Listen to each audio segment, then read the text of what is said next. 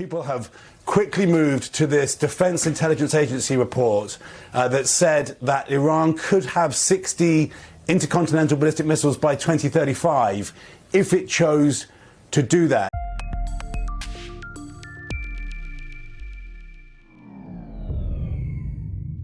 Some people think that this video is about whether the United States should be involved with Iran or not. It isn't. It's about something much simpler than that. It's about how much are we willing to spend and why. Because right now, the Pentagon is asking Congress for another $200 billion tied to the operation involving Iran. $200 billion. And what's the justification? Well, Secretary of War Pete Hegseth put it this way, quite bluntly to be exact. It costs money to kill bad guys. As far as $200 billion, I think that number could move, obviously. It takes money to kill bad guys. That's a clear statement, but it's also an incomplete one. Because the real question isn't whether military operations cost money. Of course they do. The question is, what are we paying for it? And is it justified? Let's go back to the stated reason for the strike.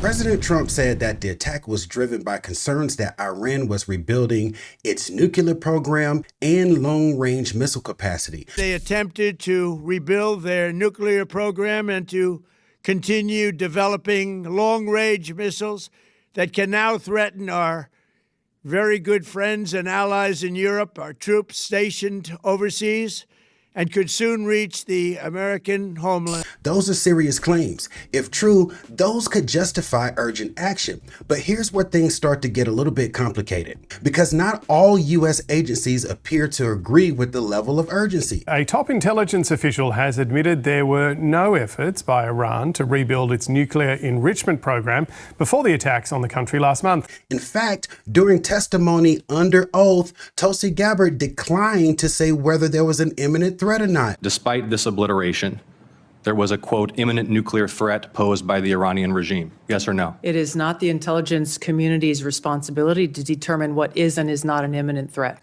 Not classified, not I can't discuss it. She simply did not confirm that an imminent threat existed. And that creates a gap, because when you're asking for $200 billion, the difference between potential threat and imminent threat matters a lot. Now let's step back and look at the broader picture. We're already at a moment where housing costs are elevated, prices are rising, and deficits are expanding. And now we're talking about adding another massive layer of defense spending. So the question becomes, what is the return on the spending? Not political, not emotional, but economical and strategically. Because every dollar allocated here is a dollar not allocated somewhere else towards infrastructure, debt reduction, domestic priorities. There's always a trade-off. And there's another layer that doesn't get talked about: credibility. When different parts of government send mixed signals, when one justification is presented publicly and another tone appears under oath, it doesn't just confuse voters, it weakens trust. And trust matters when you're asking taxpayers to fund large-scale operations. According to a senior administration official, the department has already sent the request to the White House. Going back to Congress and our folks there to ensure that we're properly funded for what's been done, for what we may have to do in the future. The proposal is expected to face pushback, especially from Democrats who have opposed the war from the start. It is beyond the pale that the administration is now floating the possibility of coming to Congress and asking for tens of billions of dollars more. So now we're left with the core question.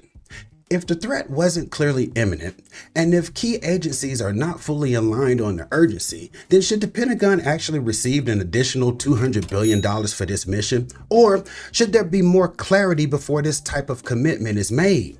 Because this isn't just about Iran. It's about how decisions get made, how money gets allocated, and how much transparency the public should expect when the price tag is this high.